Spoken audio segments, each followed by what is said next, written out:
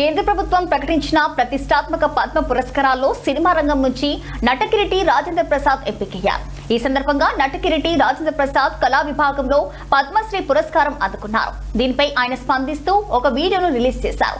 Media మిత్రులకు, ప్రపంచవ్యాప్తంగా ఉన్న తెలుగు ప్రేక్షక దేవుళ్లకు నమస్కారం. ఈ రోజు కేంద్ర ప్రభుత్వం నాకు పద్మశ్రీ పురస్కారాన్ని ప్రకటించడం నా జీవితంలో మర్చిపోలేని రోజు.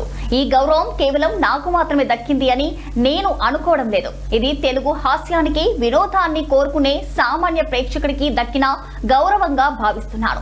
ఈ సందర్భంగా నా మనసులోని మాటను మీతో పంచుకుంటున్నానని చెప్పారు. నా శిరస్సు వంచిన నా ప్రాణానికి ప్రాణమైన తెలుగు ప్రేక్షక దేవుళ్ళందరికీ నమస్కారం. ఈరోజు నా జీవితంలో ఎంతో సంతోషకరమైన రోజు. భారత ప్రభుత్వం నాకు పద్మశ్రీ పురస్కారాన్ని ప్రకటించిందని తెలిసినప్పటి నుంచి నా కళ్ళు ఆనందంతో నిండిపోయాయి. ఒక నటుడిని గుర్తించి ఇంతటి గొప్ప గౌరవాన్ని అందించిన భారత ప్రభుత్వానికి నా శిరస్సు వంచి నమస్కరిస్తున్నాను. అలాగే నా పేరుని ఈ పురస్కారానికి సిఫార్సు చేసిన ఆంధ్రప్రదేశ్ ప్రభుత్వానికి, పెద్దలందరికీ నా ప్రత్యేక కృతజ్ఞతలు.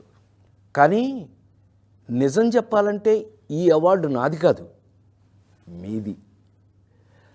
48 ఏళ్లుగా నన్ను ఒక నటుడిగా మాత్రమే కాకుండా మీ ఇంట్లో ఒక మనిషిగా, మీలో ఒకడిగా గుండెల్లో పెట్టుకుని చూసుకుంటున్నారు. నేను నవ్వించినా ఏడిపించినా మా రాజేంద్ర ప్రసాద్ అని మీరు చూపించిన ఆప్యాయత నాకు దక్కిన నిజమైన అదృష్టం. ఆ ప్రేమే ఈరోజు నన్ను ఇక్కడ దాకా నడిపించింది. 2 తెలుగు రాష్ట్రాల ప్రజలు నన్ను సొంత